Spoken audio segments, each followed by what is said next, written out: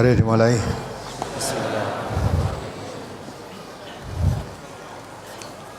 Ada pertanyaan dari brosur?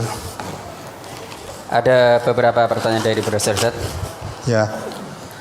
Yang pertama, brosur halaman 2 masuk ke halaman 3. An Abi Sa'idin Al-Khudri anin Nabi sallallahu alaihi wasallam qala inna dunya khulwatun khadiratun wa innallaha mustahlifukum fiha fa yanzuru kaifa ta'malun fattaqud dunya wattaqun nisa fa inna awwala fitnati bani Israila kanat fin nisa. Rawahu Muslim. Dari Abu Sa'id Al-Khudri dari Nabi sallallahu alaihi wasallam, beliau bersabda, sesungguhnya dunia itu manis dan indah, dan sesungguhnya Allah menjadikan kalian untuk mengelolanya. Maka Allah akan melihat bagaimana yang kalian perbuat, yakni berbuat taat kepada Allah atau berbuat maksiat. Maka hati-hatilah kalian terhadap dunia, dan hati-hatilah terhadap wanita, karena pertama-tama fitnah yang terjadi di kalangan Bani Israel adalah karena wanita. Hadis riwayat Muslim. Mohon penjelasan dan berhati-hatilah terhadap wanita. Wanita yang dimaksud ini siapa saja? Apakah termasuk istri-istri kita, Ustaz? Kamu ngerti wanita enggak? Ya. Kita itu suruh hati-hati terhadap wanita. Dalam hadis Nabi dijelaskan, wanita itu kalau datang dengan wajah setan, kalau pergi dengan punggung setan. Nah, setan itu innama ya'murukum bisu'i wal fahsya. Setan itu selalu menyuruh manusia, membujuk manusia untuk berbuat buruk dan berbuat keji. Hati-hati terhadap wanita. Banyak orang jatuh karena godaan apa? Wanita. Godaan wanita. Ya. Mungkin kalau orang muslim dipaksa-paksa dalam pertemuan, dipaksa-paksa untuk menggauli masyarakatnya. Di situ kebetulan sama-sama mabuk, suruh mabuk mungkin tidak mau walaupun dipaksa. Ya. Di judi di situ kebetulan jagongan judi. Kita orang muslim nggak mau judi. Dipaksa-paksa, diudoni pun nggak mau. Tapi kalau dekatan wanita tidak usah dipaksa. Digoda dengan wanita tidak usah dipaksa. Kadang-kala lupa dengan anak, dengan istri, dengan pekerjaan hanya karena tergoda oleh wanita. Maka Nabi bersabda, hati-hati terhadap wanita, hati-hati terhadap dunia, karena dunia itu mataul ghurur, kesenangan yang menipu. Dan biasanya orang yang tidak kuat imannya, ya, kalau tergoda atau dipenuhi atau mempunyai kekayaan harta yang banyak, ya, biasanya merembetnya terus kepada wanita. Kalau orang melarat biasanya kepada wanita kurang berani, ya enggak. Tapi kalau udah kaya, nah, tahu kesenangan wanita itu harta kok. Nah, kesenangan laki-laki wanita. Maka suruh hati-hati. Maka dalam surat At-Taghabun itu dibaca.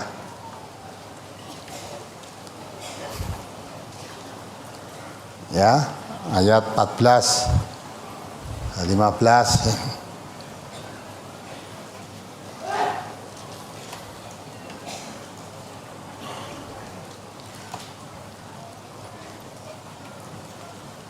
Surat At-Taghabun surat ke-64 ayat 14 dan 15. Ya ayyuhalladzina amanu inna min azwajikum wa auladikum aduwwan lakum fahdharuhum wa in ta'fu wa tasfahu wa taghfiru fa innallaha ghafurur rahim. Innama amwalukum wa auladukum fitnah wallahu indahu ajrun azim.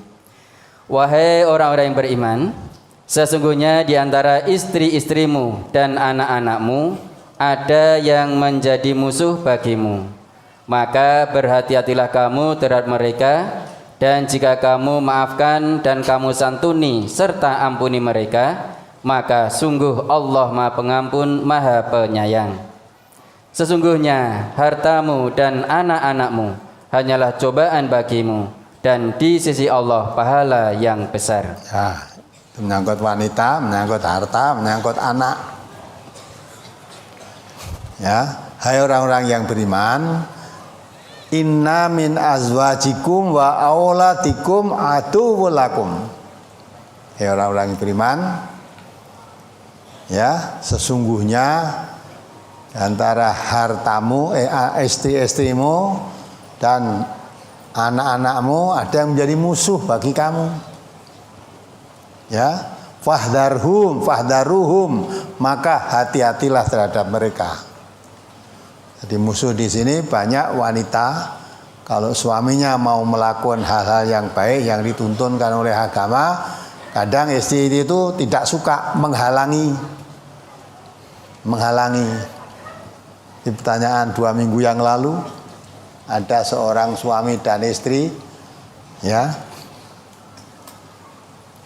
beragama lain, tak dengarkan radio, dengar TV, suaminya tersentuh masuk Islam, ya, tapi istrinya diajak tidak mau, dan dengarkan radio ya tidak mau, dituntuni masuk Islam ya tidak mau, malah wis jalani dewe-dewe.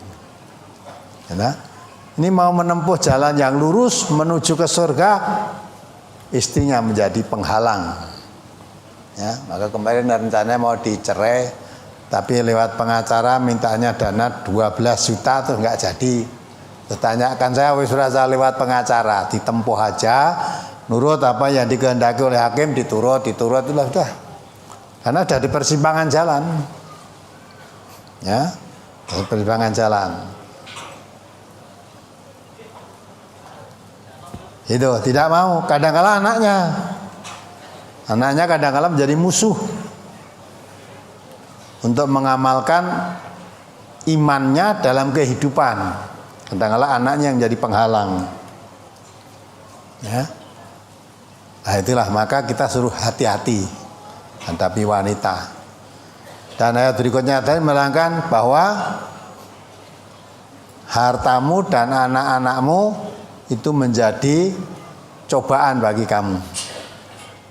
Ya, maka orang banyak jatuh, ya, gugur imannya kadang karena wanita.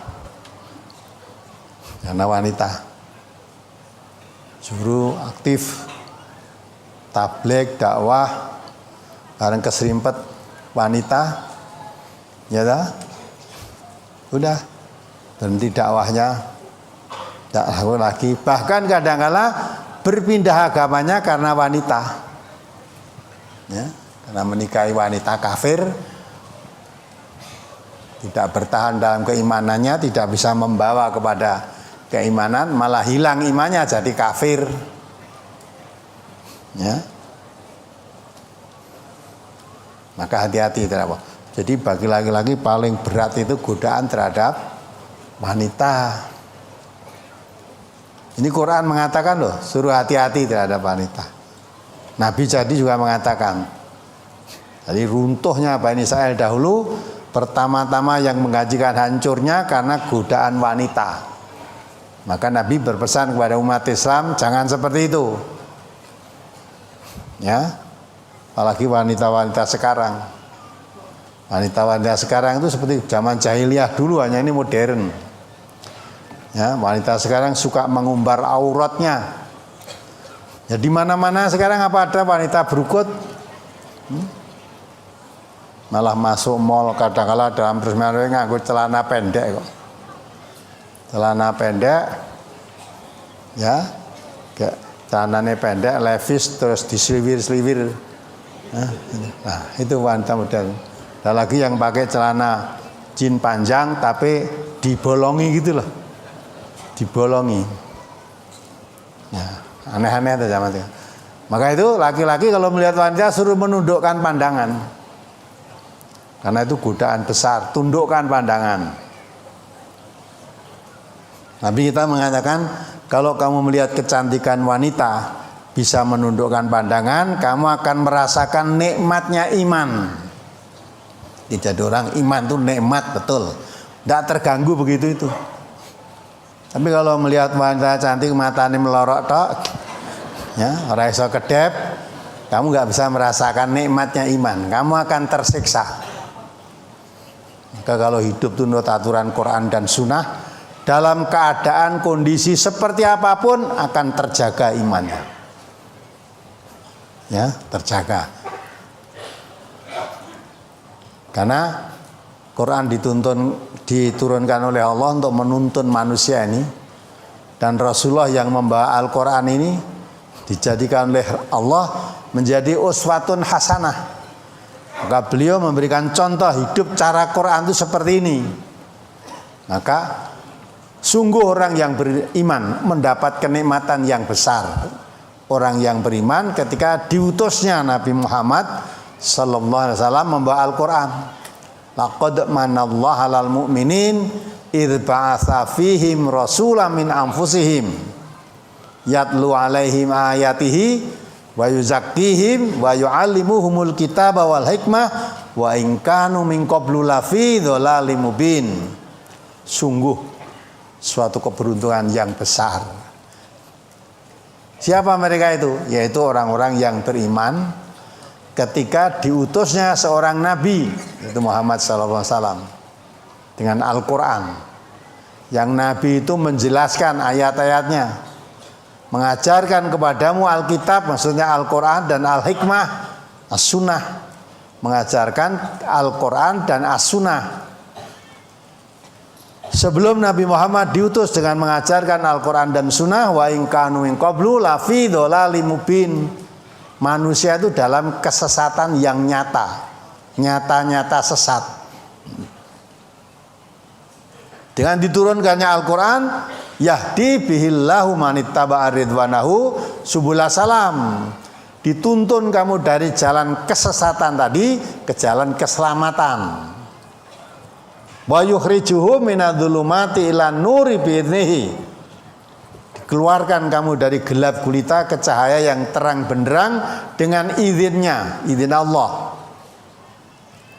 Wa yahdihim ila sirati mustaqim, ditunjukkan kamu ke jalan yang lurus. Jalan yang lurus. Maka dari itu ikuti Al-Quran, ikuti Rasulullah. Itu kamu menempuh jalan yang lurus, pasti akan selamat dunia dan akhirat. Bisa terhindar dari godaan-godaan apapun yang menjadikan dirinya kan tidak selamat. Masuk godaan wanita, godaan harta, godaan. Nah ini semua terjadinya kekacauan di dunia, bukan di sini. Di dunia ini umumnya karena urusan-urusan dunia. Ya, terjadi pembunuhan, ini semua urusan dunia. Ya. Urusan dunia semua. Kalau urusan-urusan akhirat nggak ada, yang rebutan tuh nggak ada. Nah inilah, maka masuk tahun baru ini tahun baru kan. Tadi malam udah mulai semalam suntuk ya. Orang Islam jangan ikut-ikutan seperti itu. Ya, itu bukan kebiasaan orang, bukan pola kehidupan orang Islam. Ya. Itu kebiasaan Yahudi, Nasrani. Ya. Kita diperintahkan oleh Allah wala yakunu kalladzina utul kitaba min qabl. Kalian jangan berkeadaan seperti orang-orang yang telah diberi kitab sebelum mereka, sebelum Al-Qur'an. Mereka itu siapa? Ya, ahli kitab Yahudi dan Nasrani. Kalau orang Islam, kalau itu dijadikan momentum menyambut tahun baru, ya, mestinya tidak menghambur-hamburkan. Tadi malam saya sampai jam 12 lebih keberbekan suara petasan itu, rame luar biasa. Kalau dihitung berapa juta itu kira-kira yang dibakar untuk itu. Belum lagi bunga api. Kalau kita lihat, wah sudah udara itu terang karena bunga api dan sebagainya. Ya, menyambut tahun baru disambut dengan hura-hura seperti itu. Itu mereka biar. Nah kalau orang Islam sebetulnya kamu sadar, tambah bilangan tahun, hakikatnya kamu tambah dekat ke kubur. Ya enggak? Arep mati kok malah hura-hura itu gimana? Kalau sekarang 2017, kemarin 16, berarti hidup kita di dunia sudah dipotong 1 tahun. Kalau memang kemarin perhitungannya masih 5 tahun, sekarang tinggal 4 tahun. Kalau misalnya masih 2 tahun, tinggal setahun lagi. Mau apa kok senang-senang begitu? Maka jadikan muhasabah, mawas diri. Hitung-hitunglah amalmu sebelum dihitung oleh Allah nanti. Tahun yang silam kemarin, kira-kira ibaratnya kita orang berdagang itu untung apa rugi? Kebaikan yang kita lakukan dengan dosa yang kita lakukan banyak mana? Nah maka kesempatan hidup sekarang kita untuk mengejar, menutup kekurangan kemarin, kita perbanyak amal-amal kebaikan. Ya, mudah-mudahan pada yaumul hisab nanti, dikata Umar bin Khattab, ya, katakan kan, hasibu qabla an tuhasabu, wazinu qabla an tuzanu. Hitung-hitunglah amalmu sebelum dihitung oleh Allah nanti. Timbang-timbanglah amalmu sebelum ditimbang oleh Allah nanti. Ya. Kalau timbangan kita amal yang baik itu lebih berat, mudah-mudahan kita bisa mencapai kehidupan yang bahagia. Bahwa fi ansyatir radiyah. Tapi kalau amal timbangan kita berat yang jelek, fa umuhu hawiyah. Nah kita maka jangan kita sambut dengan hura-hura. Siap nggak kita menghadapi yaumul hisab, yaumul mizan nanti? Apa yang kita siapkan untuk menghadapi itu? Jadi kita tambah bilangan 1 tahun perhitungan bilangan tahun di dunia ini, hakikatnya kita makin dekat masuk kubur. Sudah siap belum amalnya? Wal tandur nafsum ma qaddamat lihat. Tiap jiwa adalah memperhatikan, mempersiapkan amal untuk menghadapi hari akhirat. Maka alhamdulillah seluruh warga MTA di daerah-daerah semalam mengadakan mukim di majelisnya masing-masing. Ya, untuk menghindari jangan sampai ada warga MTA ikut keluar, ya, keluyuran di jalan-jalan, makar petasan, ya, naik sepeda motor mubeng-mubeng tanpa arah, itu kan seperti orang bingung. Maka masuk aja majelis, di situ gunakan untuk taklim, taklum, baca Quran, zikrullah, doa, memperbanyak kebaikan-kebaikan. Mudah-mudahan tahun baru ini, ya, amal kebaikan kita lebih meningkat daripada tahun yang baru kita tinggalkan. Itu muhasabah. Jadi tidak mudah ikut-ikutan gitu. Tapi tahun ini udah tidak begitu banyak seperti dulu. Wah dulu sampai pagi itu orang doa nyempreti, ya, pakai sempretan itu loh. Nah, sekarang tampaknya sudah mulai kurang. Karena takut kena rabies.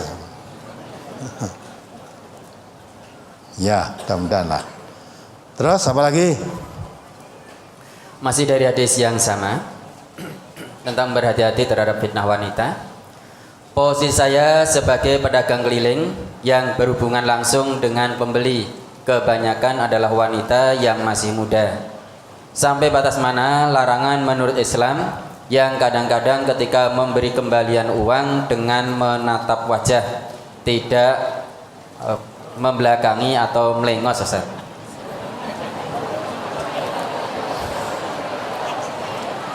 Saya rasa tidak hanya kamu saja, ya, kamu pedagang keliling, yang tidak keliling pun ya begitu. Ya rene wong ngelungke duit karo kene itu enggak ada. Kamu melayani dagangan, orang beli kepadamu sing ngelungke ya kene, itu enggak ada. Ya. Kalau kamu cara dagang melayani penjual, pembeli seperti itu, tidak mau beli di daganganmu lagi. Ya. Jadi yang penting kita sebagai penjual, kalau ada pembeli, ya layani sama, entah itu wanita muda atau wanita tua, wanita cantik apa tidak cantik. Jangan kalau wanita cantik kamu ngelung kira. Bali karo ngingeti ra wis-wis. Ya dah? Ya, menggoda itu. Lah sudah kamu beli, uangnya terima, barang yang dibeli berikan, dah selesai. Ora kok mentelengi ketenggengan ngantek sing tuku liyane iki jane piye ta iki? Wis didoli iki malah ra kesengsem dengan orang itu. Jadi kita jual beli laku biasa saja. Apa perlunya sudah itu selesai. Maka itu kekuatan iman yang ada di situ. La haula wala quwata illa billah, enggak ada kekuatan iman rapuh. Kalau kekuatan iman ada dirinya, ya sudah. Dia akan tidak mudah tergoda dan tahu kalau umat itu landasannya Quran dan Sunnah. Kalau saya main-main dengan wanita ini tidak halal, haram. Ya, walaupun saya tertarik tuntunan Quran, saya menundukkan pandangan. Nah, gitu kan? Kalau itu dijaga betul, bisa merasakan nikmatnya iman. Apalagi? Halaman 3, hadis yang di atas. An Sa'id bin al-Musayyabi anna Aba Hurairah radhiyallahu anhu qala sami'tu Rasulullah sallallahu alaihi wasallam yaqul la yazalu qalbul kabiri syabban fi snatain fi hubbi dunya wa tulil amali. Rawahul Bukhari. Dari Sa'id bin Musayyab bahwasanya Abu Hurairah radhiyallahu anhu berkata, aku mendengar Rasulullah sallallahu alaihi wasallam bersabda, senantiasalah hati orang tua menjadi muda untuk mendapatkan dua keinginan, yaitu cinta dunia dan tingginya keinginan. Hadis riwayat Bukhari. Mohon penjelasannya Ustaz. Ya. Orang tua itu terlalu cinta kepada dunia dan selalu mempunyai keinginan, khayalan yang tinggi. Itu seperti muda aja. Semangatnya seperti muda. Ya dah? Tetapi dia tidak memikir bahwa dirinya itu sudah tua. Ya dah? Jarine kodoke kalung kupat. Semangatnya si kuat, boyoke sing ora kuat. Karena udah tua itu. Wis tua kok masih pikirannya, wis tua padahal mlakuke wis nganggo teken. Wis cintanya ke dunia, dia masih kepingin memiliki, kalau dia petani ya kepingin mempunyai sawah. Dengar sawah di sana dijual, beli, sawah beli. Beberapa hektar sawah kamu beli semua, padahal kamu besok cukup sawahmu itu hanya berapa? 2 kali 1, 2 meter kali 1 meter sudah masuk, itu wis tenang, wis ora butuh. Padahal kamu sudah tua. Kok memperluas sawah tuh mau apa? Bentar lagi kamu mati. Kalau udah kan mati kok memperluas. Ya. Jadi lagi mudah kepinginan, ya. Udah. Masuk toko ingin, wah ini ada sepeda motor besar nih. Wah. Sepeda motornya besar. Wah, kalau numpak dia wis tuwa nuntun wis ora kuat. Kepengen sepeda motor kaya masih muda wae, kaya wah aku nek tuku iki numpak kowe tuku glundung kamu nanti. Jadi kalau keinginan dunia kaya sepertinya itu tidak pernah merasa tua, inginnya itu seperti masih muda saja. Ya, kok tidak mawas diri kamu sudah tua, sudah tidak saatnya lagi seperti itu. Kamu sekarang tidak perlu memperbanyak dunia lagi. Tetapi waktu kamu mencari mengumpulkan bekal akhirat itu waktunya tinggal sedikit. Tinggal sedikit waktunya. Cukup nggak kira-kira untuk menutup kekurangan-kekurangan saya tahun yang lalu?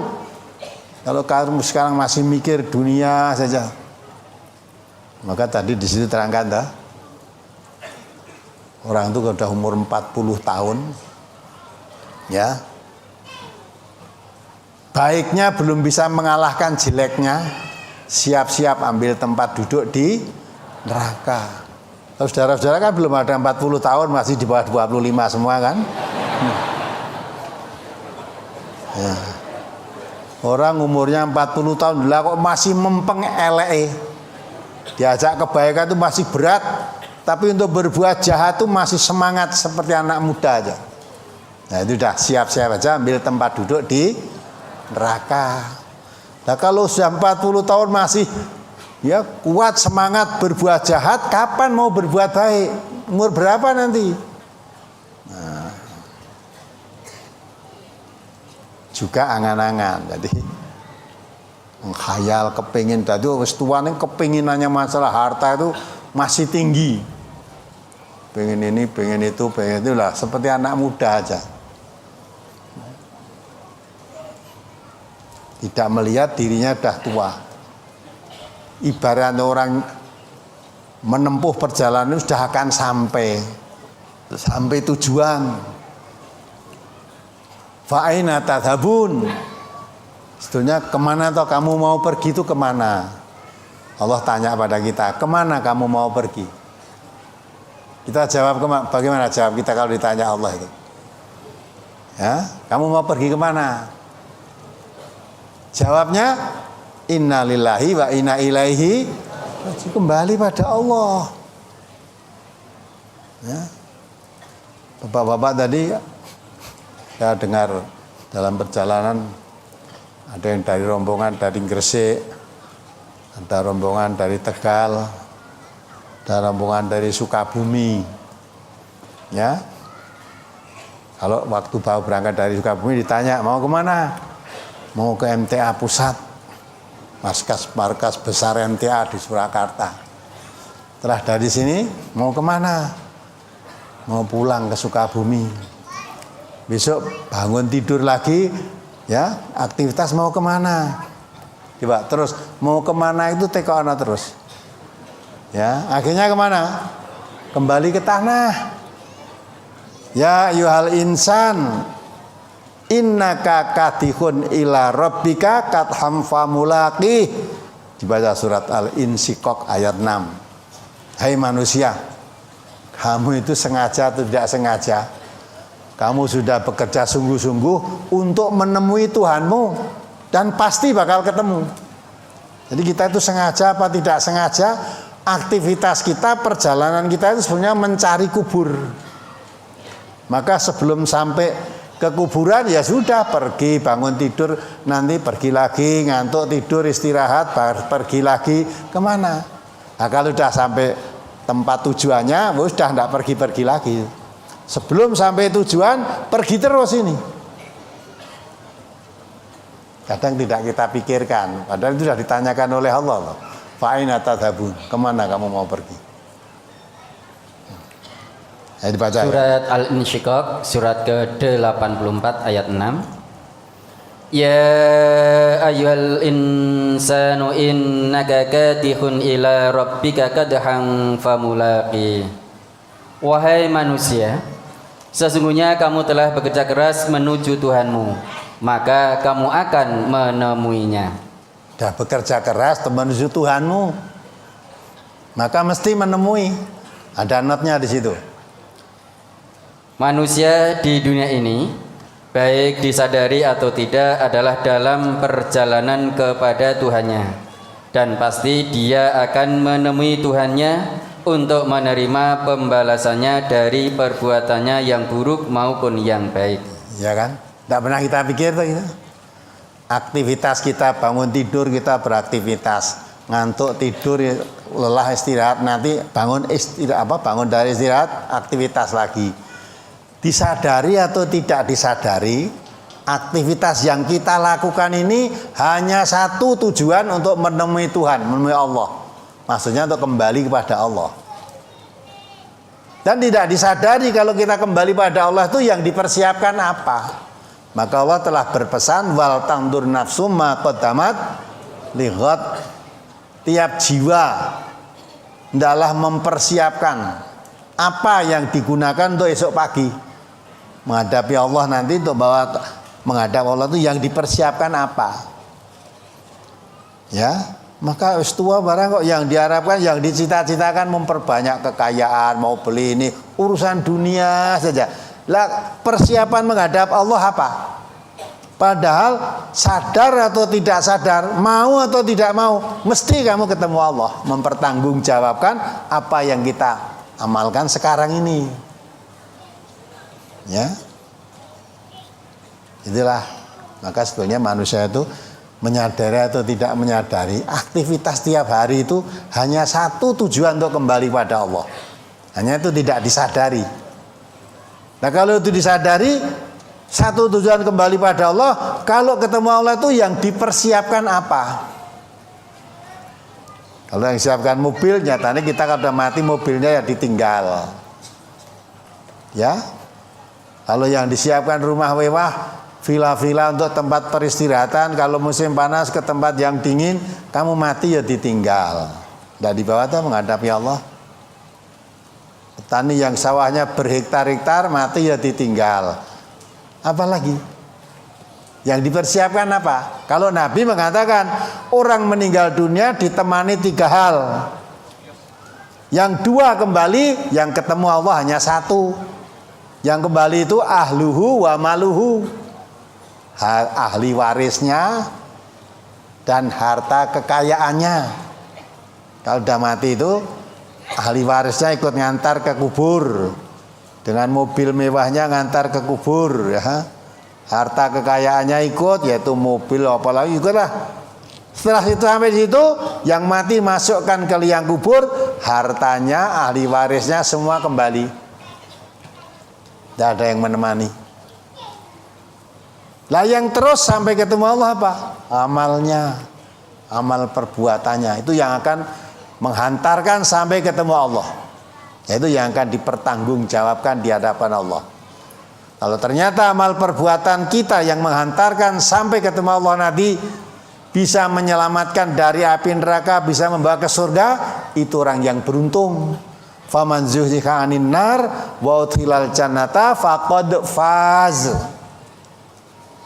Siapa yang amal perbuatannya bisa memasukkan dirinya ke surga, menjauhkan dari api neraka, dia orang yang beruntung.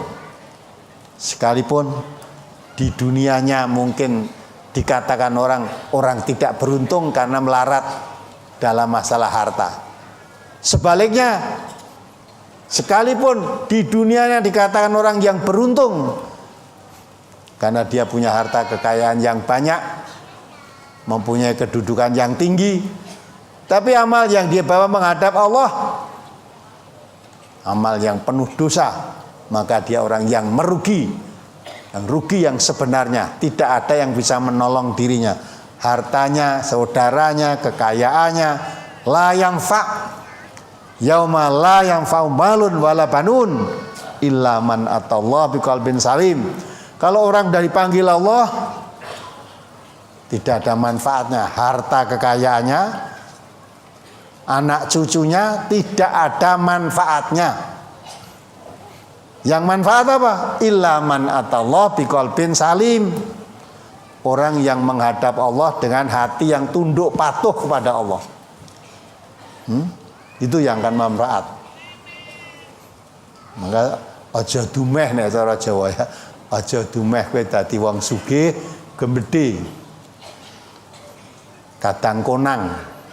Aja dumeh kowe dadi wong pangkat merasa tinggi derajatmu. Yang ditinggikan derajatnya oleh Allah itu orang yang bertakwa. Sekalipun di dunianya tidak termasuk orang yang terkenal, malah tidak dikenal orang karena melarat kan. Yang kenal kan suge-suge, kaya-kaya, punya jabatan-jabatan, sering disebut-sebut. Kalau ini tidak dikenal orang, tapi dia bertakwa. Inna akramakum indallahi atqakum. Orang yang mulia di sisi Allah, orang yang bertakwa. Siapa dia?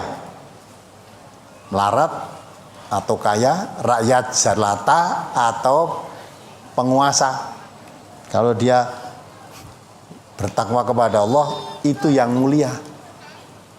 Ya. Walaupun kamu pejabat tinggi, penguasa, kalau kamu tidak bertakwa kepada Allah, ulaika kal an'am, derajatmu seperti binatang ternak, balhum adol, lebih rendah lagi. Lebih rendah lagi daripada binatang ternak. Maka kalau kita belajar mengetahui Islam, memahami dan ya dihayati betul, udah tidak pernah minder dengan orang, tidak pernah merasa kecil menghadapi orang kaya, tidak pernah, karena kekayaan, jabatan, pangkat dan sebagainya itu kesenangan yang menipu, bukan kesenangan sesungguhnya. Maka jangan tergoda dengan kesenangan yang menipu itu. Berapa lama dia bisa menikmati itu? Baru saja dilantik jadi bupati berapa bulan yang lalu, sekarang ketangkep. Nah, wes dah. Sing kampanye luar biasa nih. Jadi bupati lagi berang tahun, belum nganti tahunan lagi berapa lama yang sekarang ketangkap tangan. Ya dah. Jadi bupati ketangkep tangan, wes. Bubar kan? Di dunianya aja sudah menderita, ya akhirat nanti lebih lagi. Apalagi? Halaman 3, hadis yang di bawah. An Abbasi bin Sahli bin Sa'din qol sami'tu bin Az-Zubairi alal minbari bi Makkah fi khutbatihi yaqulu ya ayyuhan nas inna nabiyya sallallahu alaihi wasallam kana yaqulu law anna ibna adama utiya wadiyan mal'an min dhahabin ahabba ilaihi saniyan walau utiya saniyan ahabba ilaihi salisan wala yasuddu jawfa bani adama illa turabu wa yatubullahu ala man taba. Rawal Bukhari. Dari Abbas bin Sahal bin Sa'ad, ia berkata, aku mendengar Ibnu Zubair berkhutbah di atas mimbar di Mekah. Ia berkata, wahai para manusia, sesungguhnya Nabi sallallahu alaihi wasallam bersabda, seandainya anak Adam diberi kekayaan harta satu lembah penuh berupa emas, tentu ia masih menginginkan lembah yang kedua. Dan seandainya ia diberi 2 lembah emas, tentu ia masih menginginkan lembah yang ketiga. Dan tidak ada yang menutup perut anak Adam kecuali tanah. Dan Allah akan menerima taubatnya orang yang mau bertaubat. Hadis riwayat Bukhari. Mohon penjelasan pada dan tidak ada yang menutup perut anak Adam kecuali tanah, Ustaz. Perut ngerti enggak? Perut. Ya, tanah tahu enggak? Nah, jadi manusia itu ya mempunyai sifat rakus terhadap dunia. Nabi mengatakan, andai kata manusia tadi diberi satu lembah, satu daratan, isinya emas semua. Wah, apa sudah cukup? Belum. Dia masih kepingin memiliki yang kedua, gitu. 2 lembah. Kalau udah punya 2 lembah dari emas, kepingin yang ketiga. Maksudnya urusan dunia itu manusia itu nggak ada puas-puasnya, nggak ada puas-puasnya, ya dah? Yang menjadikan puas perut anak Adam, maksudnya perut dia, semuanya kan sebetulnya kepentingan perut saja itu. Ya. Kecuali tanah.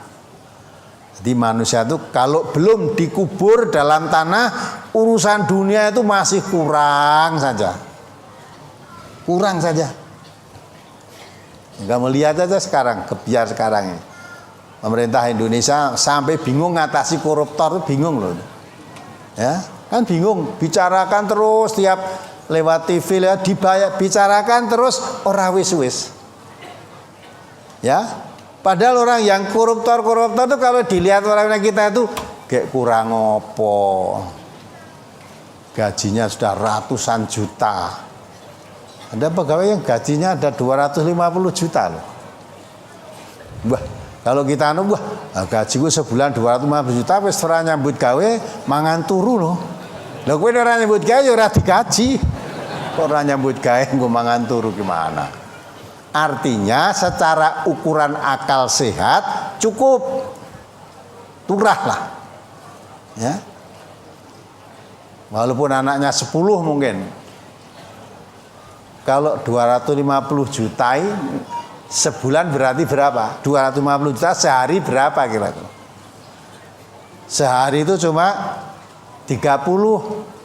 Satu bulan itu hanya 30 hari. 30 hari disiapkan uang 250 juta. Berarti sehari berapa? Lah kok tidak cukup? Ya, padahal kita itu sehari 25.000 aja sudah cukup. Mula nek mikir itu kayak gopo ya. Nah, kita kembali pada hadis ini.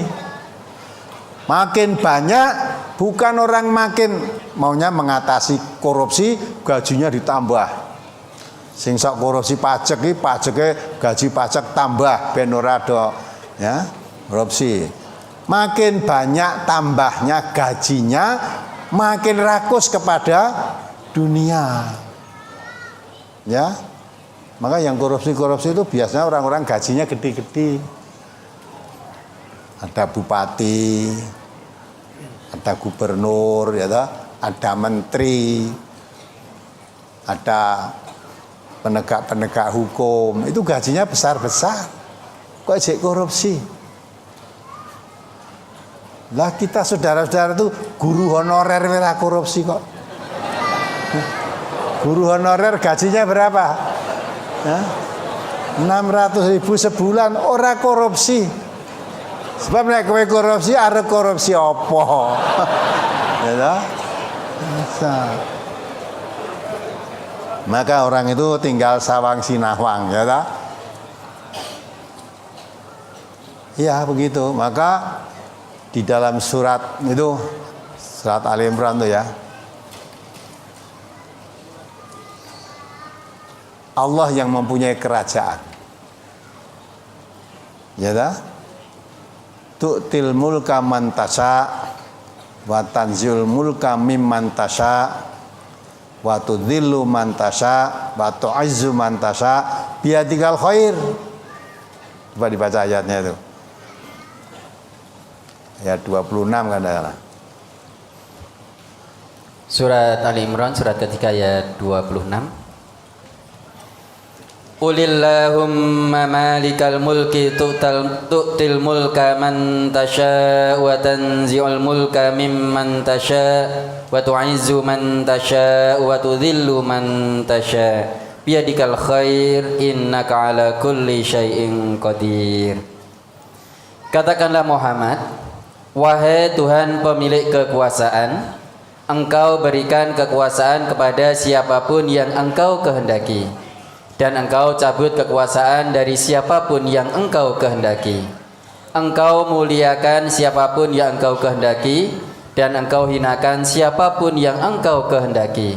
Di tangan Engkaulah segala kebajikan, sungguh Engkau maha kuasa atas segala sesuatu. Semua kekuasaan itu milik Allah.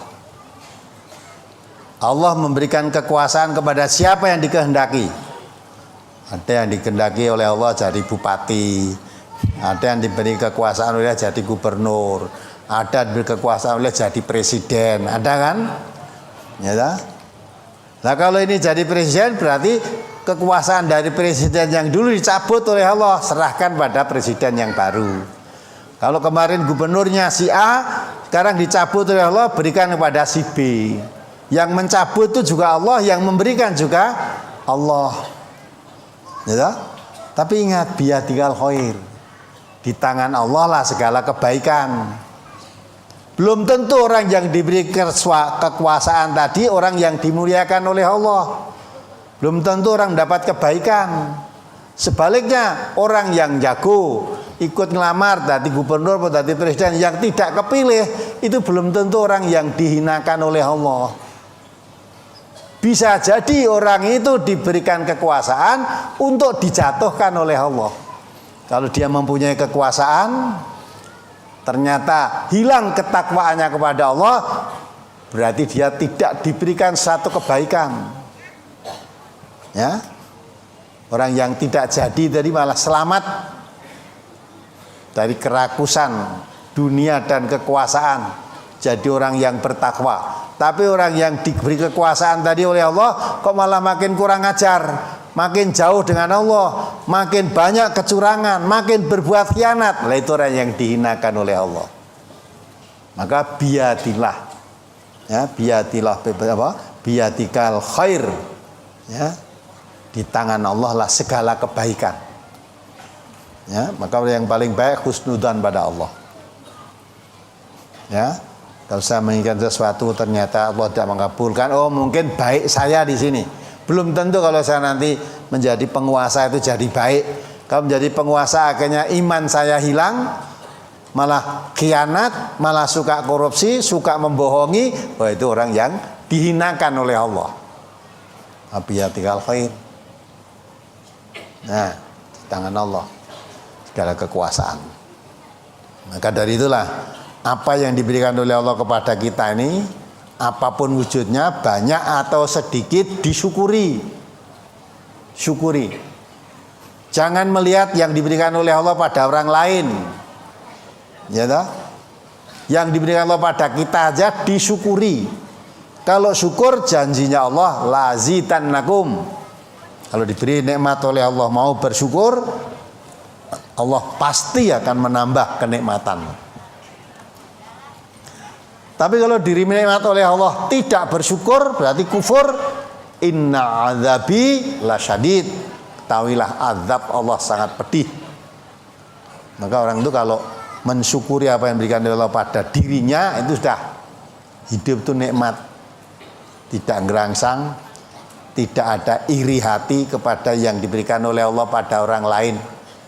Ya, kalau kita ini ya, itu kok punya begini, saya kok tidak, itu kok punya begini, itu ya, akhirnya tidak merasa syukur atas pemberian dari Allah itu. Tapi nabil qalil ya'ti kal katsir, syukuri yang sedikit akan datang kepadamu yang lebih banyak. Tapi kalau diberi banyak pun tidak syukur, ya apalagi beri sedikit. Nah, maka orang yang suka mengambil hak-hak yang bukan miliknya termasuk orang tidak syukur. Maka walaupun gajinya besar, karena dia tidak syukur, tidak pernah merasa cukup, adanya kurang, gerangsang saja kepingin tambah, akhirnya mengambil yang bukan miliknya.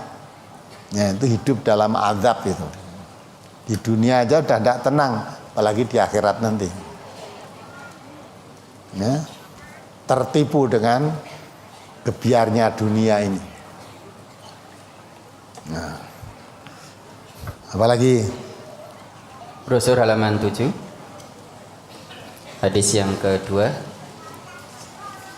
An Anas bin Malik qala Rasulullah sallallahu alaihi wasallam yatba'ul mayyita salasatun fayarji'u usnani wa yabqa wahidun yatba'uhu ahluhu wa maluhu wa amaluhu fayarji'u ahluhu wa maluhu wa yabqa amaluhu. Rawahu Muslim. Dari Anas bin Malik, ia berkata, Rasulullah sallallahu alaihi wasallam bersabda, ada 3 hal yang mengikuti mayit, yang 2 akan kembali, sedangkan yang 1 tetap menemaninya. Yang mengikutinya adalah keluarganya, hartanya, dan amalnya. Lalu keluarganya dan hartanya akan kembali, sedangkan amalnya akan tetap menemaninya. Hadis riwayat Muslim. Berkaitan dengan hadis tersebut, bahwa ada 3 hal yang mengikuti mayit, keluarganya, hartanya, dan amalnya. Kemudian keluarga dan hartanya kembali dan amalnya tetap menemaninya. Bagaimana terhadap mayit yang banyak amalnya tetapi seumur hidupnya tidak menjalankan sholat? Apakah tetap disolatkan ketika meninggal? Jika tetap disolatkan, mohon ditunjukkan dalilnya, Ustaz. Baca surat Taubah 84.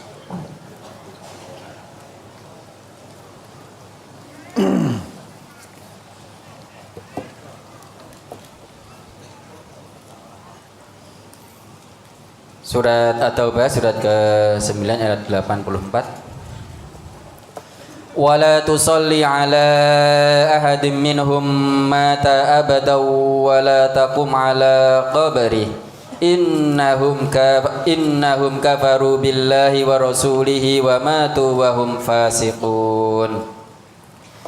Dan janganlah engkau Muhammad melaksanakan solat untuk seseorang yang mati di antara mereka, yakni orang-orang munafik, selama-lamanya. Dan janganlah engkau berdiri mendoakan di atas kuburnya. Sesungguhnya mereka ingkar kepada Allah dan Rasulnya, dan mereka mati dalam keadaan fasik. Sudah terjawab, kan?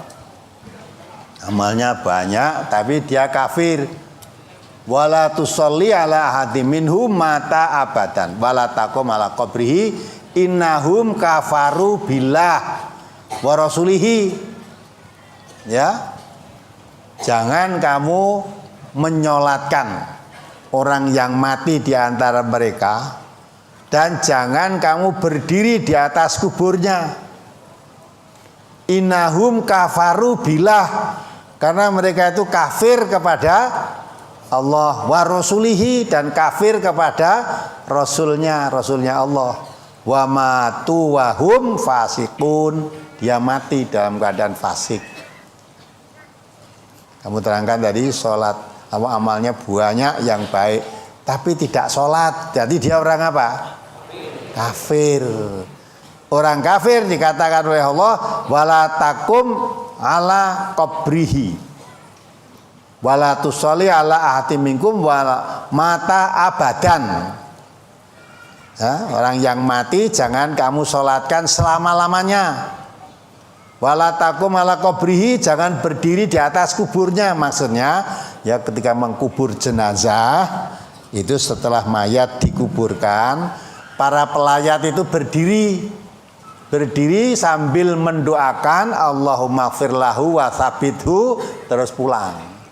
Karena ketika mayat sudah dikubur, yang layak pulang itu malaikat penanya kubur datang. Maka yang layak tadi dianjurkan, sebelum kamu pulang, doalah untuk si mayit ini. Mudah-mudahan diberi ketabahan iman, bisa menjawab pertanyaan-pertanyaan dari kubur itu, dan diampuni dosa-dosanya. Maka sambil berdiri berdoa, ya Allahumma gfirlahu wa tsabithu, ya Allah ampunilah dosa si mayit ini, berilah ketetapan iman. Nah ini tidak boleh juga berdiri di kuburnya, maksudnya mendoakan. Jadi jangan disolatkan, jangan didoakan selama-lamanya. Mengapa kok tidak boleh? Innahum kafaru billahi wa rasulihi, karena dia kafir kepada Allah dan Rasulnya. Ya, maka kalau orang mati selama hidupnya tidak sholat, tidak boleh disolatkan, tidak boleh didoakan selama-lamanya. Ya. Karena orang kafir itu tidak punya amal baik. Walaupun kita nulung tetangga, nulung anak miskin, nulung anak yatim, orang yang menderita ditulung, itu tidak termasuk amal soleh, karena dia kafir. Dia menolong orang tadi tujuannya mendapat apa? Tidak mungkin dia mendapat pahala dari Allah. Tujuannya saya tak nulung orang lah, besok kalau saya ada kesulitan biar ditulung orang genti itu dah. Tetangga saya yang melarat ini tak tulungnya, besok kalau dia sudah sehat, kalau saya ada keperluan ben ditulung tanggane genti itulah. Nah, yang begitu-begitu itu tidak dinilai oleh Allah.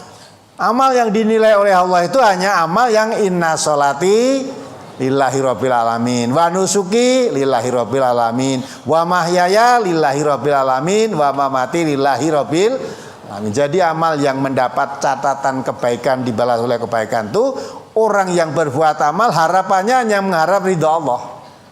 Kalau harapannya tak berbuat baik biar dibalas kebaikan oleh orang ini juga, ya itu nggak ada nilai di hadapan Allah.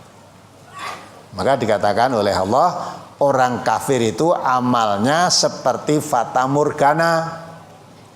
Ya, kelihatannya dilihat dari itu ada air yang mencembong itu karena di jalan aspal itu, setelah didekati ternyata nggak ada apa-apanya. Nah, jadi artinya amal kebaikan orang kafir itu tidak dicatat satu kebaikan di sisi Allah. Karena dia beramal bukan untuk mengharap ridhonya Allah. Wong percaya pada Allah aja tidak kok. Nah, maka tidak bermanfaat. Nah, itulah pentingnya kita menjadi orang Islam. Kalau orang Islam, ya, amal perbuatan baik sedikit sekalipun walaupun sebesar darah dicatat satu kebaikan. Bahkan dilipat gandakan. Ya, jadi jelas tidak boleh disolatkan, tidak boleh didoakan selama-lamanya. Apalagi Brosur halaman 9 masuk ke halaman 10. An Umar bin Al-Khattabi annahu qala fi khutbatihi hasibu anfusakum qabla an tuhasabu wazinu anfusakum qabla an tuzanu wa tazayyanu lil aridil akbari yawma tu'raduna la yakhfa minkum khafiyatun. Rawahu Ibnu Abi Syaibah. Dari Umar bin Khattab bahwasanya ia berkata di dalam pidatonya, hitunglah diri kalian sebelum amal kalian dihitung oleh Allah. Timbanglah amal kalian sebelum amal kalian ditimbang oleh Allah. Dan berhiaslah kalian untuk menyambut pertemuan agung pada hari kamu sekalian dihadapkan kepada Allah. Dan tidak ada sesuatu pun dari kalian yang tersembunyi. Hadis riwayat Ibnu Abi Syaibah. Pertanyaan berkaitan dengan hadis tersebut. Bagaimana cara yang benar bermuhasabah, menghitung amal dan menimbang amal kita agar amal kita meningkat? Saya rasa sulit untuk meningkatkan amal. Tolong kiat-kiat bagaimana cara mudah untuk meningkatkan amal kita ke depan, Ustaz. Sebetulnya tidak sulit. Banyak amal kebaikan yang mudah dilakukan. Ya tak? Kemarin habis sebelum brosur ini kan banyak amal-amal yang menjadi amal sedekah. Kamu bertasbih sedekah, bertahlil sedekah, bertahmid sedekah. Ya tak? Sedekah untuk mensedekahi ruas-ruas tubuh kita yang 360 itu loh. Bertakbir, bertahmid, bertahlil. Ya. Tahmid itu cuma baca alhamdulillah, tasbih membaca subhanallah, tahlil membaca la ilaha illallah. Mudah apa sulit? Membaca itu sebenarnya mudah, bukan sulit. Hanya kadang-kala yang sulit itu maunya. Geleme kuwi lho sing angel. Kalau mau bacaan mudah wong subhanallah, subhanallah, subhanallah, alhamdulillah, alhamdulillah, la ilaha illallah kan mudah semua itu. Nah, sulitnya itu maunya itu. Ya. Mau. Kalau untuk menggunjing rasani temannya berjam-jam kuat. Ya. Mudah. Tapi untuk baca tahlil la ilaha illallah semenit dah tidur. Berat. Baca Quran ya begitu.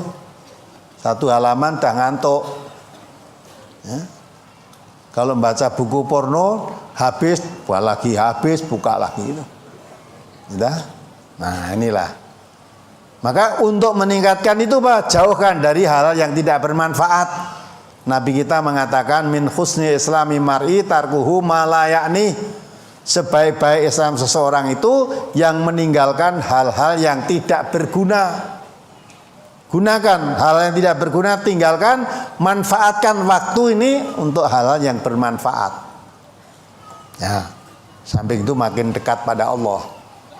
Ala bidzikrillah tatmainul qulub. Kalau orang itu makin dekat pada Allah, untuk amalan-amalan seperti itu mudah. Ya. Maka untuk memenuhi timbangan, Nabi juga menunjukkan, ya. Subhanallah walhamdulillah wala ilaha illallah Allah akbar. Kata Nabi itu tamlaul mizan, memenuhi timbangan kebaikan, memenuhi timbangan kebaikan.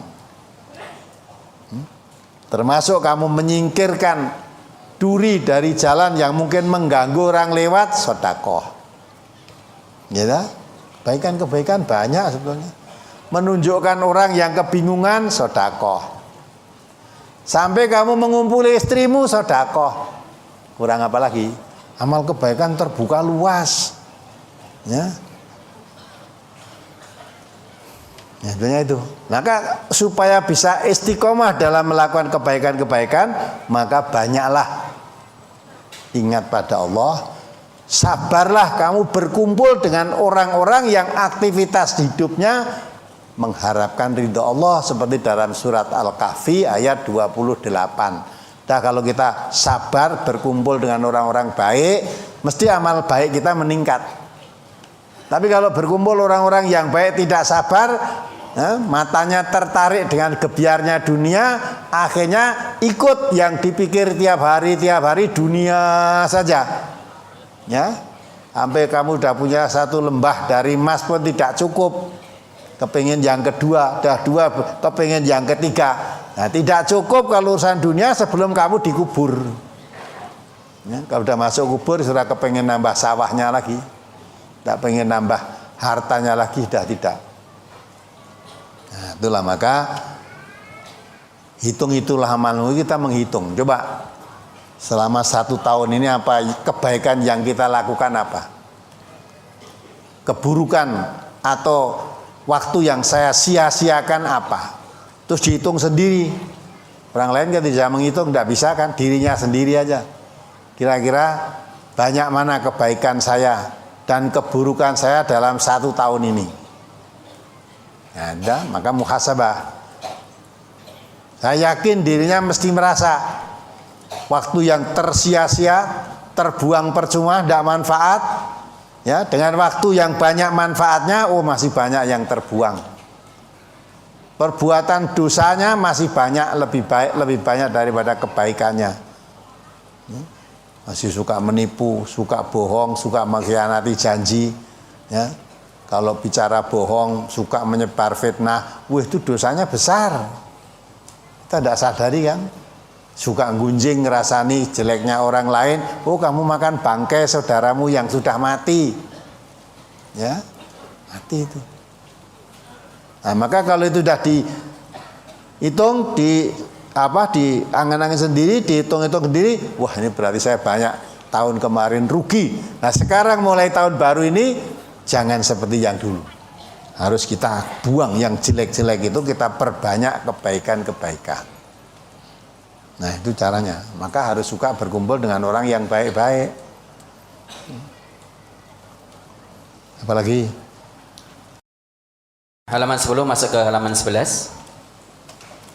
An Abi Hurairah anna Rasulullah sallallahu alaihi wasallam qala atadruna mal muflis qalu al muflisu fina man la dirham lahu wala mata'a. Faqal innal muflisa min ummati ya'ti yaumal qiyamati bi sholatin wa siyamin wa zakatin wa ya'ti qad syatama hadha wa qadhafa hadha wa akala mala hadha wa safaka dama hadha wa daraba hadha fa yu'ta hadha min hasanatihi wa hadha min hasanatihi fa in faniyat hasanatuhu qabla an yuqda ma alaihi ukhidha min khotoyahum faturihat alaihi summa turiha finnari. Rawahu Muslim. Dari Abu Hurairah bahwasanya Rasulullah sallallahu alaihi wasallam bersabda, tahukah kalian siapakah orang yang disebut pailit itu? Jawab para sahabat, orang yang pailit di antara kami ialah orang yang tidak punya dirham dan tidak punya barang-barang.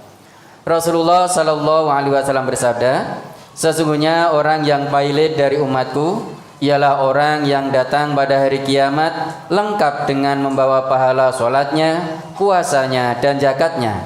Tetapi di samping itu ia telah mencaci ini dan menuduh ini dan memakan hartanya ini dan menumpahkan darahnya ini dan memukul ini. Maka diberikan kepada orang yang dianiaya itu dari pahala kebaikan amalnya, dan kepada orang yang lainnya lagi dari pahala kebaikan amalnya. Maka apabila telah habis pahala kebaikannya itu dan belum terbayar semua tuntutan orang-orang yang pernah dianiaya tersebut, maka diambilkan dari dosa-dosa orang yang telah dianiaya itu dan ditanggungkan kepadanya, lalu ia dilemparkan ke neraka. Hadis riwayat Muslim. Mohon penjelasan. Maka pahala telah habis, maka apabila telah habis pahala kebaikannya itu dan belum terbayar semua tuntutan orang-orang yang pernah dianiaya tersebut, maka diambilkan dari dosa-dosa orang yang telah dianiaya itu dan ditanggungkan kepadanya, lalu dilemparkan ke neraka. Berkaitan dengan surat An-Najm ayat 38, ala taziru waziratu wizra ukhra, yaitu bahwa seseorang yang berdosa tidak akan memikul dosa orang lain. Mohon penjelasannya, Ustaz. Jadi ya, kamu pahami hadis ini. Nabi bertanya, Nabi menjelaskan, tanyakan pada sahabat, siapa orang yang muflis itu? Ya, muflis itu orang yang bangkrut lah. Sahabat Nabi menjawab, urusannya masalah dunia saja. Ya Rasulullah, orang yang bangkrut itu orang yang tidak punya harta, tidak punya apa-apa, sudah tidak punya apa-apa, nol dan tidak punya apa-apa. Ya, tidak punya ini, tidak punya itu, tidak apa-apa, jadi bangkrut lah. Nabi mengatakan, oh bukan itu. Kalau orang yang tidak punya harta saja bisa mencari, ya harta hilang bisa dicari. Mungkin yang hilang dengan yang dicari didapat karena mencari tadi bisa lebih banyak yang didapat untuk mencari tadi. Mungkin kita kehilangan 10.000, bisa mencari dapat 20.000 mungkin. Tapi yang muflis, orang yang bangkrut itu orang yang ketika di dunianya banyak amal sholat, banyak amal zakat, banyak puasa, ya, amal-amal kebaikan dijalani banyak semuanya, sehingga datang kepada Allah dia membawa pahala yang besar.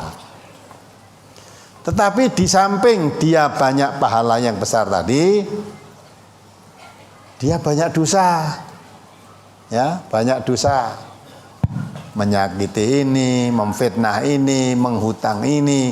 Jadi banyak perbuatan dosa kepada manusia yang belum diselesaikan ketika dia hidup. Maka kata Nabi juga, ridhallah fi ridho ibadihi. Ridhonya Allah itu ada kaitan dengan ridho hambanya. Kalau kamu menyakiti hamba, manusia sama manusia, sampai mati kamu belum ada, ya, belum clear dengan urusan itu, kamu punya hutang sampai mati belum terbayar, kamu memfitnah saudaramu sesama muslim sampai mati belum minta maaf atau belum bertobat, semua kejelekan-kejelekan itu menghapus kejahatan-kejahatanmu tadi. Sampai untuk memberi gambaran, Rasulullah gambarannya, ya, besok orang yang belum clear dengan kamu nanti datang nagih hutang kepada kamu, nagih janji kepada kamu. Dulu kamu hutang dengan saya, sampai mati kamu belum dibayar. Sekarang minta ditagih di situ, ya, minta pengadilan di hadapan Allah. Ya, karena dia sudah di sana sudah tidak mungkin untuk bisa membayar hutang-hutangnya tadi, maka dikatakan oleh Nabi, hutangnya tadi dibayar dengan kebaikannya. Ganjarane poso, ganjarane sholat, ganjarane zakat dihapus karena dia masih banyak hutang yang belum diselesaikan dengan sesama manusia tadi. Istilahnya diberikan pada dia, padahal tidak bisa kan, maksudnya hilang karena itu. Sehingga kebaikannya habis untuk membayar hutang-hutangnya tadi, ya, ketika di dunia dengan belum diselesaikan, masih ada yang lagi datang orang menagih. Kamu dulu memfitnah saya begini-begini, semua diterangkan. Untuk mengganti kebaikannya sudah habis, masih ada orang nagih lagi.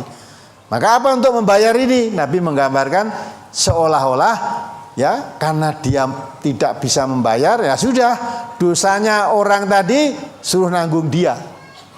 Dosa orang yang menagih tadi nanggung dia, dibuat kesisan dia. Ya, itu jangan kamu kaitkan wala taziru waziratun wizra ukhra, seorang dosa tidak bisa memikul dosanya orang lain. Ini bukan memikul dosa. Kalau orang yang berbuat dosa, dosanya dipikul sendiri. Dosanya dipikul sendiri.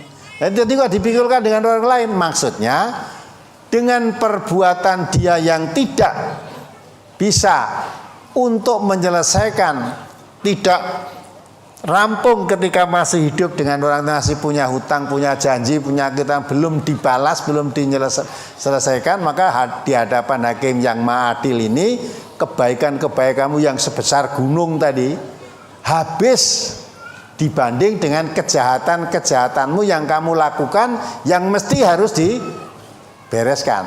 Nah, ternyata kebaikanmu yang sebesar gunung tadi habis. Tapi kamu masih punya hutang yang sebesar gunung juga yang harus dibereskan. Nah, itu orang yang muflis, datang kepada Allah membawa pahala yang besar, tapi ternyata masih banyak urusan-urusan, banyak hutang-hutang, banyak penganiayaan terhadap orang yang belum mendapat balasan ketika di dunia. Maka dibalas di hadapan Allah. Pahala-pahalamu tadi habis untuk membayar itu semua. Itu orang yang muflis itu maksudnya. Itu tadi keterangannya, kesimpulannya bukan dosamu pikulan, enggak. Nabi hanya memberikan gambaran seolah-olah dia dosanya dipikul terus akhirnya yang nagih belum dibayar, dosanya dipikul, itu berarti orang tadi sudah tidak punya dosa. Enggak.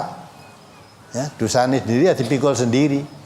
Rasulullah membuat gambaran, maksudnya kalau kamu mati masih banyak hutang belum terselesaikan sesama manusia, jangan dianggap rampung. Nanti di hadapan Allah kamu dihadapkan hakim yang maha adil untuk menyelesaikan itu. Di sana tidak mungkin kamu bisa menyelesaikan.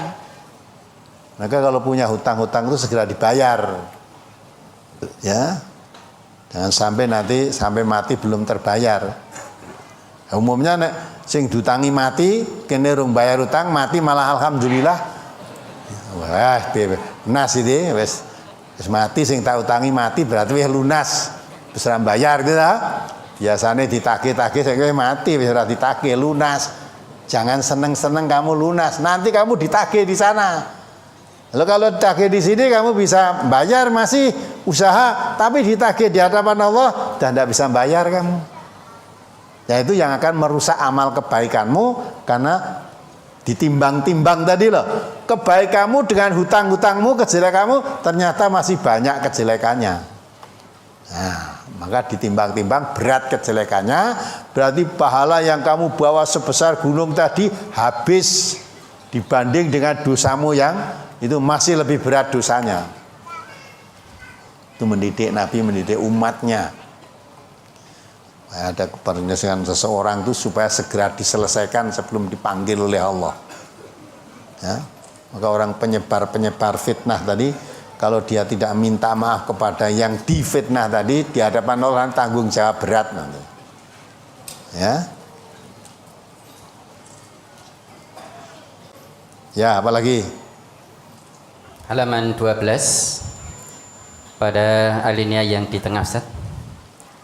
Oleh karena itu, marilah sisa umur yang masih diberikan oleh Allah Subhanahu wa taala kepada kita ini kita gunakan untuk meningkatkan iman dan takwa kita kepada Allah. Karena hanya dengan iman dan takwa itulah Allah menjauhkan manusia dari neraka dan memasukkan ke surga. Kita tingkatkan persatuan dan kerukunan sesama muslim, karena sesama muslim adalah bersaudara. Dan kita jauhi berbantah, perselisihan, pertengkaran dan perpecahan, karena perpecahan itu akan melemahkan kekuatan kita. Pada kalimat kita tingkatkan persatuan dan kerukunan sesama muslim, karena sesama muslim adalah bersaudara, dan kita jauhi berbantah, perselisihan, pertengkaran dan perpecahan, karena perpecahan itu akan melemahkan kita. Penggalan kalimat ini sangat indah, menenteramkan, terjalin ukhuwah Islamiyah. Akan tetapi hingga akhir tahun 2016 belum terwujud. Masih banyak fitnah dan perselisihan di antara muslim hanya karena perbedaan paham. Hari ini awal tahun 2017, mungkinkah kalimat di atas bisa terwujud di tangan-tangan masyarakat Islam yang amalan mereka tidak sesuai dengan Al-Quran dan As-Sunnah, seperti semalam yang ikut merayakan malam tahun baru, Ustaz. Siapa yang ikut merayakan? Ya, kalau yang merayakan bukan orang Islam itu bukan urusan kita. Ya, kalau orang Islam ikut merayakan tahun baru itu, nah itu namanya kan ikut-ikutan saja, ikut-ikutan. Ya, mau seneng-seneng tujuannya apa nggak ngerti. Padahal kalau kita tadi saya awal katakan, kalau kamu orang Islam, kalau kamu jadikan tahun baru sebagai momentum, jadikanlah momentum untuk mawas diri. Tidak seharusnya tambah bilangan tahun kok malah makin hura-hura.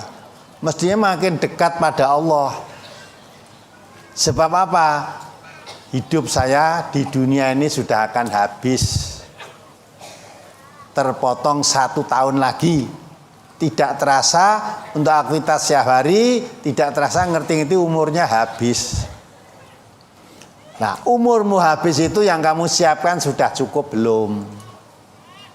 Ya. Wal tandur nafsu ma qaddamat lighad sudah cukup belum?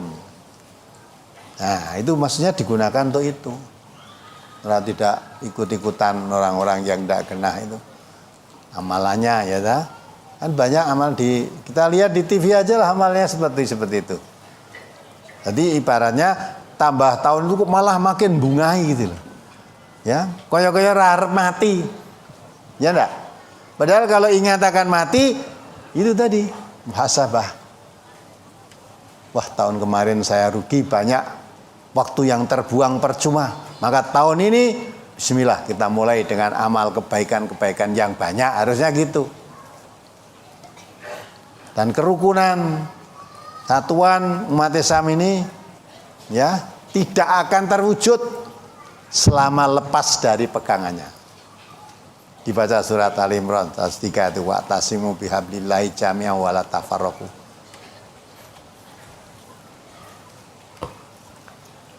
Surat Al-Imran surat ketiga ayat 103 dan 104.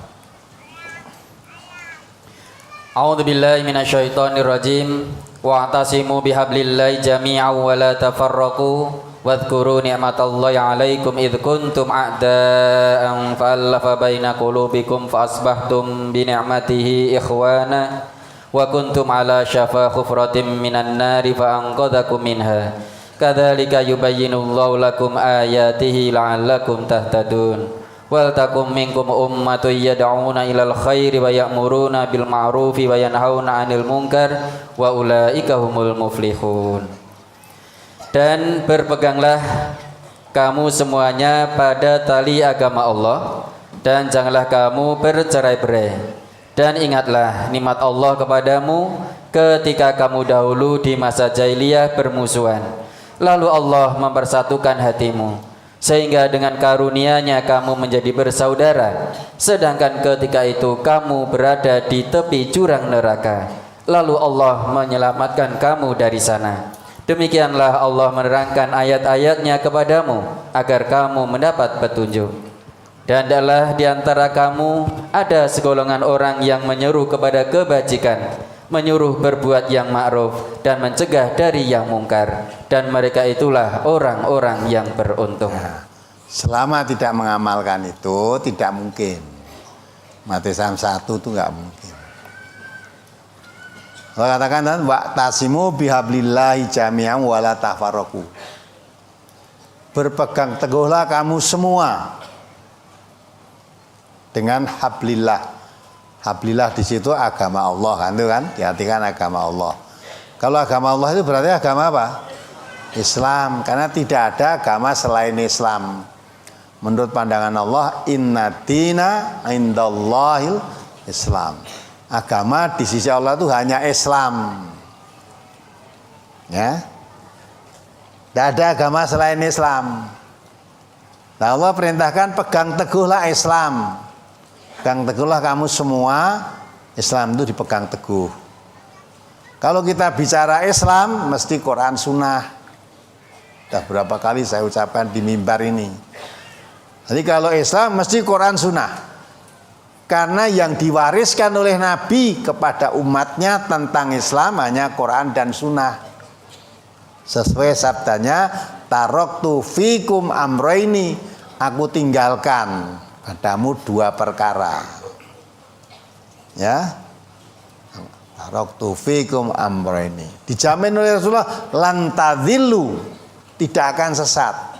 Lantadillu ma masaktum bihima. Siapa yang berpegang teguh kedua itu tidak akan sesat. Kedua hal itu apa? Kitabullah wa sunnata nabihi. Kitab Allah maksudnya Al-Quran, sunnah Nabi maksudnya hadis-hadis Rasulullah. Jadi kalau kamu diperintah pegang teguhlah kamu semua agama Allah, maksudnya pegang teguhlah kamu Quran dan sunnah. Wala tafarruqu, artinya kalau kamu pegang teguh Quran dan sunnah itu tidak terjadi tafarruq, tidak akan terjadi cerai-berai. Nah, kalau kenyataannya umat Islam terjadi perpecahan, tidak usah mencari kambing hitam. Sebab pokoknya dia lepaskan pegangannya. Itu tidak pegang teguh Quran dan Sunnah. Kalau agamanya Allah Quran Sunnah dipegang, umat Islam itu satu. Wes toh, alat perpecahan umat Islam itu nggak ada. Hanya nurut Quran, kamu diperbuat tidak baik aja suruh membalas yang baik kok. Itfa billati hiya ahsan. Ya, kamu didolimi saja suruh memaafkan. Wa'fu aman dolamak, maafkan orang yang mendolimi kamu. Ya, tak? Kalau ada orang memutus persahabatan dengan kamu supaya menyambung, silman qata'ak. Ya, ditambah lagi sesama Muslim itu darahnya haram, kehormatannya haram, hartanya haram. Maka orang Muslim wajib menjaga darah orang Muslim, tidak boleh bertumpahan darah, berkelahi. Wajib menjaga kehormatan orang Muslim, tidak boleh menjatuhkan, menginjak-injak kehormatan orang Muslim, apalagi memfitnahnya. Al fitnatu asyaddu minal qatl. Fitnah itu lebih jahat, lebih keras daripada pembunuhan. Ya, itu kalau sama Muslim. Maka Rasulullah mengatakan afsu salam bainakum, tebarkan salam di antara kamu. Sama Muslim menurut Nabi itu saling satu sama lain suruh menebarkan keselamatan. Jangan sampai orang Muslim tidak selamat karena perbuatanmu dan karena ucapanmu. Al muslimu man salimal muslimina min lisanihi wa yadihi. Orang Muslim itu orang Muslim lainnya selamat. Sama dari apa? Dari gangguan lisannya, dari gangguan tangannya, maksudnya perbuatannya. Jadi orang Muslim itu ucapannya, perbuatannya menyelamatkan orang Muslim yang lain. Maka afsu salam bainakum, tebarkan keselamatan di antara kamu. Ya tak? Nah kalau sudah semua orang bisa melaksanakan begitu, mau tidak satu apa alasannya? Ya. Sedang Allah mengatakan wa inna hadhihi ummatukum ummatan, kita kamu umat itu umat yang satu. Maka supaya tetap satu, pegang teguhlah hablillah tadi. Ya. Umat Islam sekarang kebanyakan hadis-hadis yang kita baca, kita pelajari tadi banyak yang tidak tahu. Tahu saja tidak bagaimana mengamalkan. Anehnya lagi tidak tahu kalau ada orang mengajarkan untuk memberitahu malah tidak suka, malah difitnah. Nah, maka kalau kita ingat begitu, ingat sabda Rasulullah, sayati 'alan nas zamanun la islama illasmuhu, kan datang kepada manusia suatu zaman Islam itu tinggal namanya. Ngakunya Islam, perbuatannya jauh dari Islam. Mengapa perbuatannya jauh dari Islam? Karena mengerti Islam pun tidak. Saya orang Islam tapi nggak ngerti Islam itu apa, nggak ngerti. Ya, ada Islam itu jelas. Ya, Qurannya di situ. Lah Quran itu ya nggak ngerti isinya apa yang nggak paham, diajak ngaji tidak suka, nggak suka. Padahal Quran diturunkan oleh Allah itu liyadabbaru ayatihi waliyatadzakkara ulul albab, supaya tiap-tiap ayatnya dipelajari. Dengan mempelajari tiap-tiap ayatnya itu, ya, orang yang berakal mendapat pelajaran. Nah, dia tidak mau mempelajari. Pelajari Quran nggak mau. Malah ada yang berfatwa tidak usah kembali pada Quran, tidak usah kembali pada hadis, nanti tidak kena racun. Nah, kan luar biasa itu. Dalam Quran itu dikatakan asyifa lima fisudur. Quran itu obat, lah kok dikatakan racun. Nah, inilah simpang siur keadaannya. Apalagi untuk mempersatukan orang Islam, kita bisa apa? Dengan partai nggak bisa, dengan organisasi nggak bisa, dengan apapun nggak bisa, kecuali dengan Quran dan Sunnah tadi. Apalagi cuma kelas-kelas kita, Nabi aja nggak bisa menyatukan hati orang mukmin. Nabi, utusan Allah menjadi Rasul, itu tidak bisa menyatukan hatinya orang mukmin. Walaupun disediakan dana sepenuh bumi ini. Coba dibaca ayatnya. Lau amfakta ma fil ardi jami'an ma alafta baina qulubihim. Ya. Walakinna Allah alafa bainahum. Ayo dibaca. Surat Al-Anfal surat ke-8 ayat 63.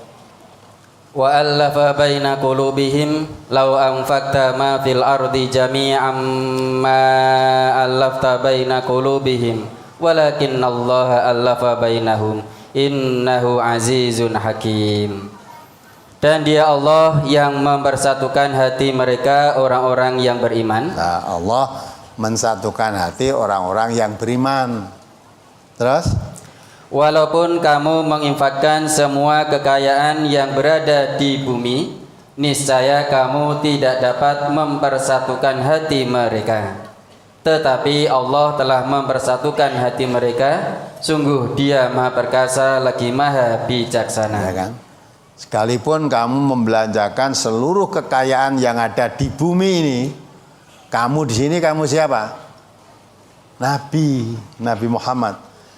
Jadi kalau ditanya, walaupun kamu Muhammad membelanjakan semua kekayaan yang ada di bumi untuk menyatukan hati mereka, tidak bisa.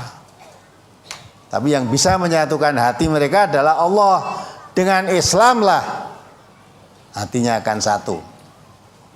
Ya, maka pada surat Al-Imran tadi, wadhkuru ni'matallahi alaikum. Ingatlah nikmat Allah yang diberikan kepadamu. Id kuntum a'da'am fa'alafa baina qulubikum. Dan kamu dahulu masa jahiliyah, kamu selalu bermusuh-musuhan. Maka dengan nikmat Allah, nikmat Islam itu Allah menyatukan hatimu. Ya. Dulu jahiliyah diturunkan Al-Quran, wahyu oleh Nabi yaitu Islam, yang tadinya selalu bermusuhan menjadi bersaudara. Ya. Maka dengan Islam itu bisa menyatukan. Maka pegang teguhlah Islam. Pegang teguh Islam, kamu akan bersatu. Tapi kalau sudah mengaku Islam, kok berpecah belah, berarti dia lepas dari pegangannya. Akunya Islam, tapi pegangan Islamnya lepas. Maka kalau pegangan Islamnya lepas, ya kata Nabi tadi, berarti tinggal namanya saja. Identitasnya Islam, tapi perilakunya jauh dari Islam. Kalau perilaku Islam, mesti kamu satu, tidak bercerai-berai. Nah, gitulah. Maka kalau Nabi aja nggak bisa menyatukan hati umat manusia ini, apalagi kita. Yang bisa menyatukan adalah Allah. Maka tebarkan Islam. Ya, tebarkan Islam. Kalau kita memahami Islam dan mengamalkan Islam, manusia ini, umat Islam ini akan satu. Ya, tidak ada umat Islam sama umat Islam berperang, tidak ada. Karena ancamannya neraka. Kalau sesama Muslim perang, al-qatil wal maktul finnar. Yang membunuh dan yang dibunuh semua masuk neraka. Kalau orang Islam dikatakan neraka itu takut. Maka apa sana? Kalau kita nuruti nafsu, diajak perang sesama Muslim, saya berani kok, tapi takut dengan neraka. Maka lebih baik tidak kami berkelahi dengan sesama Muslim, enggak. Diarani kalah ya serapopo lah. Ya. Daripada saya diarani menang masuk neraka, udah kalah aja tapi masuk surga nanti, menghindari perang sesama Muslim. Nah, punya indah sekali Islam itu. Kalau diamalkan nggak ada dunia kacau itu nggak ada. Apalagi? Kembali ke halaman 2 masuk ke halaman 3 tentang hadis berhati-hati dengan fitnah wanita tadi. Saya baca kembali artinya dari Abu Sa'id Al-Khudri dari Nabi Sallallahu Alaihi Wasallam, beliau bersabda, sesungguhnya dunia itu manis dan indah, dan sesungguhnya Allah menjadikan kalian untuk mengelolanya. Maka Allah akan melihat bagaimana yang kalian berbuat taat kepada Allah atau berbuat maksiat. Maka berhati-hatilah kalian terhadap dunia, dan hati-hatilah terhadap wanita. Karena pertama-tama fitnah yang terjadi di kalangan Bani Israel adalah karena wanita. Hadis riwayat Muslim. Pertanyaan yang pertama, mohon dijelaskan pengelolaan seperti apa yang dimaksud. Kami sebagai mahasiswa atau sebagai pemuda, apa yang harus dipersiapkan dalam menanggapi dunia yang manis dan indah sebagaimana dijelaskan dalam hadis tersebut, Ustaz? Dunia itu memang manis. Manis apa maksudnya dunia itu? Dunia itu indah, ya enggak? Manis, indah, mempunyai banyak daya tarik, menyenangkan, ya. Sedang kita diperintah untuk mengelola, karena Allah menciptakan manusia itu untuk menjadi khalifah di bumi ini. Inni ja'ilun fil ardi khalifah. Jadi Adam, maksud Adam itu manusia. Bumi ini diserahkan oleh Allah untuk dikelola oleh manusia. Ya. Dikelola oleh manusia karena Allah memberikan amanat manusia untuk mengelola bumi dunia ini, tentunya dengan batas-batas yang dibenarkan oleh Allah. Disuruh mengelola itu berarti suruh menata yang baik, yang teratur baik, malah jangan merusak. Wala tufsidu fil ardi. Jangan kamu membuat kerusakan di bumi ini. Sudah nyata kerusakan di darat dan di laut karena perbuatan manusia. Nah, suruh menata mengelola kok malah berbuat kerusakan. Nah, maka Allah nggak suka buat kerusakan. Yang mengelola itu artinya dikelola yang baik. Jangan berbuat kerusakan. Maksudnya hal-hal yang dilarang oleh Allah jangan dilakukan. Tapi hal-hal yang diperintahkan oleh Allah semaksimalnya dilakukan. Itu berarti pengelolaan bumi ini dengan baik. Ya, kalau kamu sebagai mahasiswa tadi, ya, mengelola organisasi yang kamu pimpin di kemahasiswaan apa ya, ikatan mahasiswa atau apa, ya kelola yang baik. Jangan diajak melakukan hal yang dilarang oleh agama. Jangan dilakukan hal yang tidak dibenarkan oleh agama. Karena sebagai mahasiswa, ya, dalam mengelola pimpinan organisasi itu ada mahasiswa, ada mahasiswi dan sebagainya kan. Nah, kalau kelola yang baik, jangan campur aduk mahasiswa, mahasiswi, ya, laki perempuan bukan mahram, kamu bergaul bebas di situ seolah-olah tidak ada batas. Ini laki perempuan seolah tidak ada batas. Itu merusak, namanya tidak mengelola tapi merusak. Nah, jadi maksudnya mengelola ini dilaksanakan semaksimalnya hal-hal yang dibenarkan oleh agama. Kamu ngelola bumi ini ya begitu, jangan malah buminya dirusak. Kalau bisa bumi yang mati itu dihidupkan, tanah yang mati dihidupkan. Maksudnya ditanami apa-apa biar yang subur, biar sejuk, bisa menghasilkan, bisa manusia bisa membawa hirup udara yang baik. Jangan malah ya pohon-pohon ditebangi untuk kepentingan pribadi, akhirnya timbul bencana banjir karena tidak ada air turun dari langit, hujan, tidak ada resapan lagi, akhirnya timbul bencana banjir karena pohon-pohon ditebangi yang menjadi perekat tanah hilang, hujan lebat berapa hari longsor, gembur tanahnya karena tidak ada daya tahan, akar-akar pohonnya nggak ada, itu bikin rusak. Nah kalau sudah kamu rusak sendiri akan menimpa manusia itu sendiri. Maka hakikatnya ma asoba min musibatin, apa musibah yang menimpa illa bima kasabat aidihim, itu karena perbuatan manusianya itu sendiri. Ya. Karena tidak mengelola bumi dengan baik malah dirusak. Nah, itu kan. Jadi yang penting urusan baik itu ya jadi antaranya kan diperintahkan wa tasimu bihabillah jami'an, itu dilanjutkan ya, kuntum khaira ummatin ukhrijat linnas ta'muruna bil ma'ruf wa tanhauna 'anil munkar. Jadi mengajak manusia berma'ruf. Ma'ruf itu artinya semua perbuatan yang mendekatkan dirinya pada Allah. Satu perbuatan kalau itu dilakukan makin mendekatkan diri kepada Allah. Dan menahi mungkar. Mungkar itu semua perbuatan yang menjadikan dirinya jauh dengan Allah.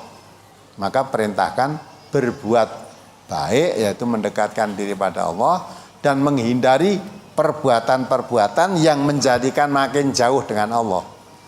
Nah, kalau begitu berarti pengelolaan dengan baik. Nah, kalau perbuatan yang kamu lakukan itu malah makin jauh pada Allah, ya dah, mendekatkan setan malah, nah itu berarti pengelolaanmu jelek, rusak, tidak menurut aturan Allah. Apalagi, lah untuk bisa mengelola, ya, sesuai dengan tuntunan Allah, jauh dari kemaksiatan, mesti harus belajar tuntunan Allah itu seperti apa.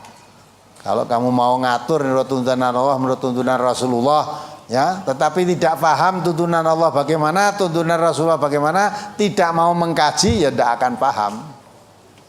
Nah, maka ngaji, hasil ngajinya dipahami, digunakan untuk mengelola kegiatan tadi. Apalagi? Masih dari hadis yang sama. Mohon nasihatnya Ustadz, karena istri saya belum ikut ngaji, tetapi rajin mengikuti pengajian di TV dari beberapa stasiun TV. Dan istri saya suka atau senang membandingkan saya dengan suami orang, Ustadz. Ya, terus?